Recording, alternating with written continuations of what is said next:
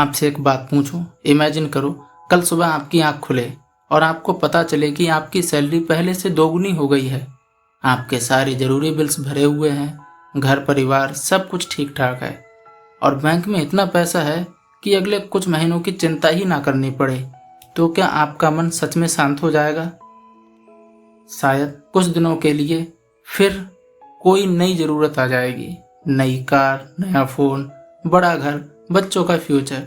किसी और की ज़िंदगी देखकर मन कहेगा, अरे यार मेरे पास ये क्यों नहीं है। और फिर वही दौड़ चालू। कमाल की बात है ना। हम सोचते हैं कि हमें ज़्यादा पैसा चाहिए, लेकिन कई बार हमें पैसे से ज़्यादा सुकून चाहिए होता है। और शायद यही बात हमें समझने में सबसे ज़्यादा समय लगता है। आज मैं आपको कोई बड़ी बड़ी सीख नहीं दूंगा, बस एक कहानी सुनाता हूँ। हो सकता है उसमें आपको अपना चेहरा दिखाई दे। तो कहानी ये है, मान लो एक लड़का है, नाम राहुल है, या तुम अपना भी रख सकते हो। राहुल बिल्कुल आम आदमी है। सुबह उठता है, जल्दी जल्दी तैयार होता है, नाश्ता करता है, कभी बस पकड़ता है, कभी बाइक से निकलता है और काम पर चला जाता है। पूरा दिन काम करता है, शाम को घर आता है। घर आते ही बच्चा बोलता है, पापा आज मेरे साथ बैठोगे? राहुल कहता है, हाँ बेटा, बस 5 मिनट।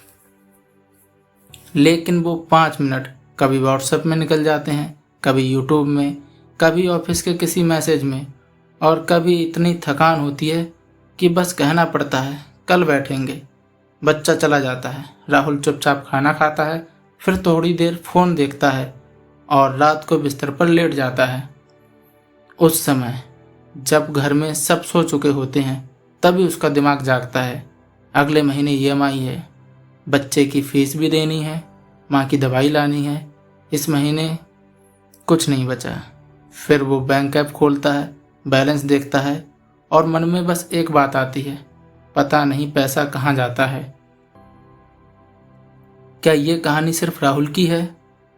नहीं, शायद ये कहानी हमारी है। असली परेशानी पता है क्या है? हम में से बहुत लोग ज़िंदगी खराब करने के लिए मेहनत नहीं कर रहे, हम ज़िंदगी को बेहतर करने के लिए मेहनत कर रहे हैं। यही तो वो बात है।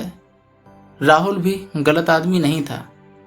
वो अपने परिवार के लिए कमाता था, उसे अपने बच्चों की चिंता थी, उसे घर अच्छा बनाना था, वो चाहता था कि उसके माँ बाप को कोई परेशानी ना हो। लेकिन धीरे धीरे उसकी ज़िंदगी में एक ऐसी बात आ गई, बस थोड़ा और पैसा आ जाए फिर आराम करूँगा। पहले उसने सोचा था बस 30,000 मिल जाए, फिर 40,000, फिर 50,000, और जब इनकम बढ़ी तो खर्च भी थोड़ा ज़्यादा बढ़ गया। पहले से वो चीज़ खुशी देती थी, वो अब नॉर्मल हो गई। फिर कुछ नया चाहिए था, फिर थोड़ा और, फिर थोड़ा और एक दिन राहुल ने सोचा, मेरी सैलरी तो बढ़ती जा रही है, फिर मैं पहले से ज़्यादा परेशान क्यों हूँ? अब असली मोड़ देखो कहाँ आता है। यहीं पर कहानी बदलती है, क्योंकि राहुल को पहली बार समझ आया, समस्या सिर्फ पैसे कमाने की नहीं थी। वो अपने पैसे से सिर्फ सामान नहीं खरीद रहा था, वो सुकून खरीदने की कोशिश कर रहा था। थकान के बाद बाहर खाना, मन खराब हो तो ऑनलाइन शॉपिंग, और वियर्ड तरीके से फ़ोन में स्क्रॉलिंग। किसी दोस्त ने नई चीज़ खरीदी तो मन में आया, मेरे पास भी होनी चाहिए। और कुछ समय के लिए अच्छा भी लगता था, लेकिन फिर वही खालीपन, फिर वही बेचैनी, फिर वही अगली चीज़।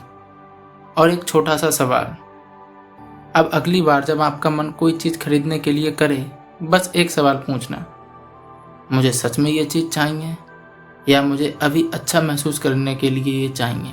दोनों में फ़र्क बहुत बड़ा है। कई बार हमें नया फ़ोन चाहिए नहीं होता है, हमें बस थोड़ी खुशी चाहिए होती है।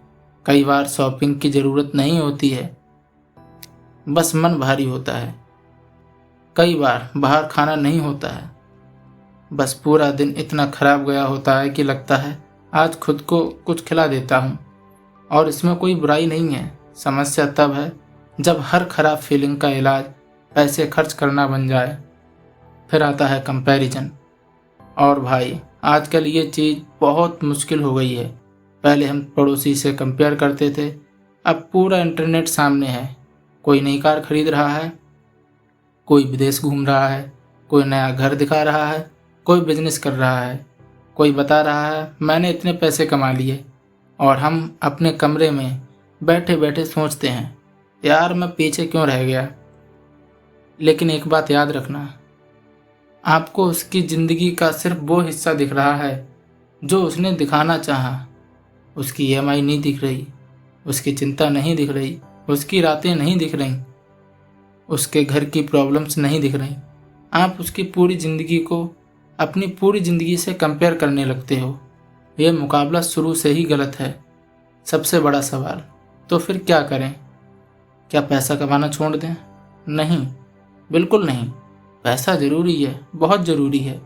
पैसा घर चलाता है, बच्चों की पढ़ाई कराता है, इलाज के समय काम आता है, मुश्किल समय में सहारा देता है। इसलिए पैसा बुरा नहीं है, बस पैसा आपकी ज़िंदगी का मालिक नहीं होना चाहिए। उसे आपकी ज़िंदगी को बेहतर बनाने का साधन होना चाहिए। राहुल ने क्या बदला? राहुल ने कोई बहुत बड़ा फैसला नहीं लिया। उसने नौकरी नहीं छोड़ी, शहर नहीं छोड़ा, सारी चीज़ें बेचकर पहाड़ पर नहीं चला गया। उसने बस 4 छोटी चीज़ें शुरू की। पहली, महीने में एक बार बैठकर पूरा हिसाब देखना, कितना आया, कहाँ गया, क्या ज़रूरी था, क्या सिर्फ मन के लिए किया और बस। दूसरी, सैलरी बढ़ने पर पूरा लाइफस्टाइल नहीं बढ़ाया, थोड़ा पैसा फ्यूचर के लिए, थोड़ा इमरजेंसी के लिए और ज़रूरत के हिसाब से बाकी खर्च। तीसरी, सुबह उठते ही फ़ोन नहीं और रात सोने से पहले थोड़ा समय बिना फ़ोन के। शुरू में मुश्किल था, लेकिन कुछ दिनों बाद उसे अपनी ही आवाज़ सुनाई देने लगी। और चौथी, उसने एक सवाल लिखकर कमरे में लगा दिया, मेरे लिए अच्छी ज़िंदगी कैसी है? बहुत सिंपल सवाल है, लेकिन इसका जवाब पूरी ज़िंदगी बदल सकता है। क्योंकि अच्छी ज़िंदगी हर किसी की अलग है। किसी के लिए बड़ा घर अच्छी ज़िंदगी है, किसी के लिए छोटा घर लेकिन कम तनाव, किसी के लिए बड़ी सैलरी, किसी के लिए इतनी इनकम कि घर आराम से चल जाए और शाम को बच्चों के साथ बैठ सकें, किसी के लिए नई कार, किसी के लिए पुरानी बाइक ही काफ़ी है, बस ईएमआई ना हो। कोई गलत नहीं है, बस अपना जवाब किसी और से मत लेना। क्योंकि अगर आपको ये पता ही नहीं कि आपके लिए काफ़ी क्या है, तो दुनिया आपको हमेशा बताएगी अभी कम है, और फिर आप पूरी ज़िंदगी उस थोड़ा और के पीछे भागते रहोगे। एक बात दिल से, अगर अभी आपकी ज़िंदगी मुश्किल है, सैलरी कम है, कर्ज है, घर की जिम्मेदारियां ज़्यादा हैं, तो खुद को दोष मत देना। हर किसी की शुरुआत एक जैसी नहीं होती। किसी के ऊपर परिवार है, किसी के ऊपर बच्चों की जिम्मेदारी है, किसी का काम पक्का नहीं है, किसी के पास बचत नहीं है। इसलिए तुम्हें एक ही दिन में पूरी ज़िंदगी ठीक नहीं करनी, बस अगला सही फैसला लेना। आज एक बेकार खर्च रोक लिया, अच्छा फैसला है। आज 20 मिनट फ़ोन दूर रखा, बहुत अच्छा फैसला है। आज अपने खर्च लिखे, ये भी अच्छा है। आज बच्चे के साथ 15 मिनट बैठ गए, बहुत बढ़िया, बिना फ़ोन के। शायद वो भी वेल्थ है। अंतिम मोड़, हमें लगता है ज़्यादा पैसा, बड़ा घर, महंगी चीज़ें और ज़्यादा कंफर्ट मतलब ज़्यादा अच्छी ज़िंदगी, लेकिन शायद असली वेल्थ कुछ और भी है। जब अचानक घर में कोई प्रॉब्लम आए तो आपके पास थोड़ा सहारा हो। जब जॉब में परेशानी आए तो आप पूरी तरह टूट ना जाएं। जब बच्चा आपसे बात करना चाहे तो आप फ़ोन नीचे रख सकें। जब रात को अकेले हो तो आपको अपने फैसलों पर शर्म ना आए। और जब आप अपने बैंक बैलेंस को देखें तो सिर्फ ये ना सोचें कि और कितना चाहिए, बल्कि कभी कभी ये भी कह सकें जो है उसे मैं सही जगह लगा रहा हूँ। यही शायद सच्ची फाइनेंशियल फ्रीडम की शुरुआत है।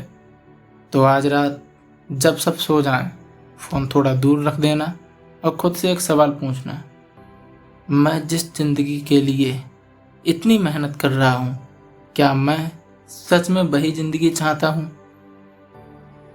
अगर जवाब हाँ है तो बहुत अच्छी बात है, उसी रास्ते पर चलो। और अगर जवाब साफ नहीं है तो कोई बात नहीं, क्योंकि शायद आपको पूरी ज़िंदगी बदलने की ज़रूरत नहीं है। शायद आपको बस पहली बार रुककर अपनी ज़िंदगी को देखना है, क्योंकि ज़िंदगी का दुख हमेशा ये नहीं होता कि हमारे पास कम है। कभी कभी दुख ये होता है कि हमारे पास जो है उससे जीने का समय ही नहीं बचा। और शायद ट्रू वेल्थ का मतलब यही है, इतना कमाना कि ज़िंदगी चल सके, इतना बचाना कि भविष्य डराए नहीं, और इतना समझना कि ज़िंदगी सिर्फ कमाने में ही ना निकल जाए। अब बताइए, अगर आपकी ज़िंदगी आज जैसी है वैसी ही अगले 10 साल रहे तो क्या आप उसे ऐसे ही जीना चाहोगे? मैं Dinesh Kumar Maurya, calm wealth path से आपके भविष्य को सपोर्ट करता हूँ।